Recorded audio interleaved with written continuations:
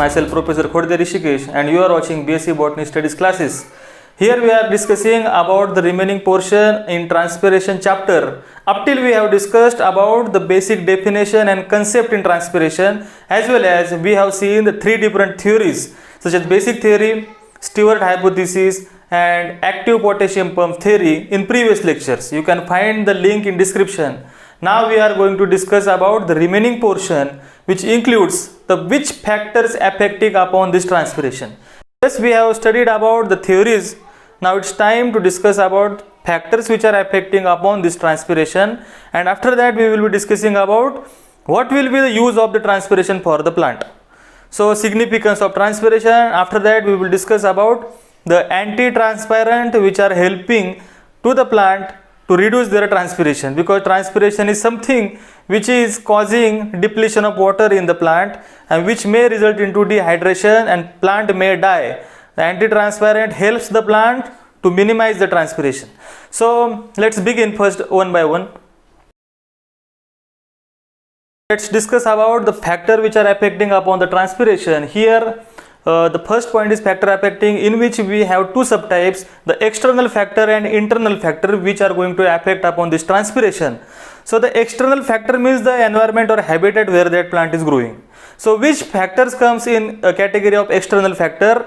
Mainly the sunlight availability, the temperature surrounding to the plant, the soil in which that plant is growing, the content of water in that soil, the atmospheric pressure, the area where it is situated, and the humidity of that particular area.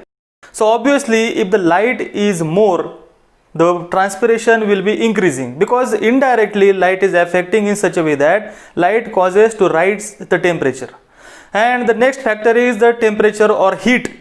So the heat is there, transpiration must be happening there, because transpiration is something controlling the temperature in the plant. Already we have said that it is homeostasis phenomenon, where homeostasis means maintaining the standard state.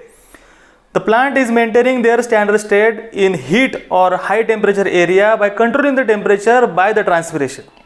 Another factor is the amount of water available in the soil. If the soil is devoid of water, devoid means if soil do not contain any water, obviously there will be no transpiration, because plant shows the continuous chain of water flow from the soil up to the atmosphere. If no water in soil, plant is going to die. So there is no point in discussion if soil is not containing any water, the plant is going to die definitely. So transpiration maintaining the continuous channel from water in soil to the water in atmosphere. So remember this. Next point is the atmospheric pressure. So what is atmospheric pressure? Atmospheric pressure decreases when you go above from the sea level. When you reach up to certain mountain height such as Everest, you will find the atmospheric pressure is very low. In low atmospheric pressure, rate of transpiration get increases. At high atmospheric pressure, transpiration rate get decreases. Okay. So relative humidity is another point in external factor. So what is this relative humidity? Humidity means the amount of water vapor content in an atmosphere. So if atmosphere contain high water vapor, the transpiration rate will be less. So the humidity is more, transpiration is less. If the atmosphere is dry, means the humidity is less, then transpiration will be more. So it is an inverse relationship between humidity and transpiration. It was regarding the external factors. Now let's discuss about the second point, that is internal factors. Internal factor means the factors which are related with the plant body. Plant contain leaves, root, stem, you know very well. The internal factor includes the number of leaf, size of leaf, the root and shoot ratio, as well as the number of stomata present on the surface of the leaf, as well as water content in the leaves. So leaves contain mainly mesophyll cells. So out of these points we will discuss in short one by one, as with respect to the exam point of view. The number of leaf or size of leaf has effect on transpiration.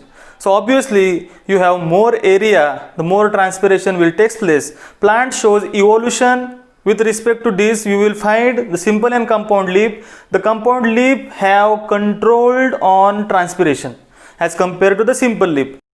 remember, compound leaves are evolved than simple leaf with respect to the transpiration, you can say, as well as in photosynthesis point of view, the compound leaf shows more efficient photosynthesis phenomenon. So it was regarding the size of the leaf, number of leaf means more transpiration. Obviously, the root and shoot ratio matters a lot. More the number of root, more the water acquisition will be takes place. More the water in plant, more the transpiration will takes place. So whatever point we are discussing are very important with respect to the exam. Please listen carefully. The amount of water present in the mesobial cell of the leaf is have relationship with the transpiration. More the water, more the transpiration will take place. And last but not least in internal factor is that the number of stomata.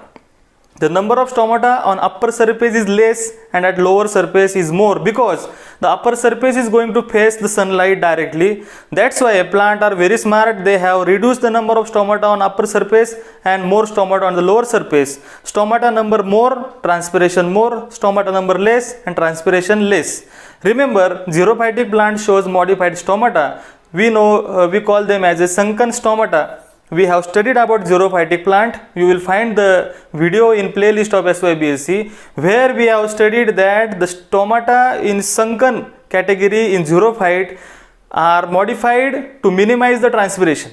So you must have understood how stomata plays important role. Whatever transpiration takes place, it takes place through stomata, but 95% through stomata, but the lenticels are also responsible for the transpiration, and cuticular transpiration was also there, which we have studied in our first part. So it was regarding the factors which are affecting upon the transpiration. We will discuss about the significance of this transpiration. What is significance? Means I have highlighted here several points. Which significance will be there? The significance means what will be the use of this transpiration to that plant.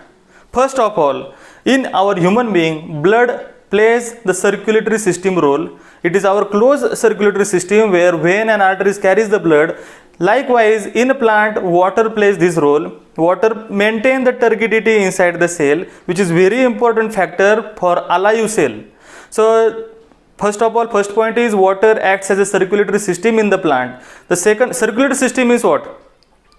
Just water is circulating inside the plant is not sufficient. Water takes the nutrient and minerals from one point to the another cell and takes the waste material from that cell to the other point. It is very important, the function of circulatory system, as we supposed to understand here. The second use of the transpiration is that plant perform transpiration. For that it uptakes the water from the soil. This water contain dissolved minerals and dissolved ions. Plant cannot just pick up the separate ion or separate mineral from the soil. It has to take the water, so the dissolved mineral and dissolved ion can migrate with the help of water inside the plant. So we are talking about here significance, means the use of transpiration inside the plant. The third most important significant, I would say, it acts as a air conditioning system or temperature maintaining system, because in human being we have perspiration, we show the sweating when we feel the environment is hot around us. We can move to the shadow region, but plant have to stand in sunlight throughout their life. So for that they have to maintain such environment around it. They have to do transpiration. So the transpiration controls their temperature in leaf. If leaf get damaged, just imagine, if leaf get damaged, no photosynthesis will take place and that plant will surely going to die. Not only that plant is going to die, but the animal which is dependent upon these plants are going to die. So the total food chain will get disturbed. So whatever biosphere is here, whatever organisms are living, are because of the plant have the modified systems such as transpiration here. In today's lecture we have discussed very important significance and factor affecting upon the transpiration.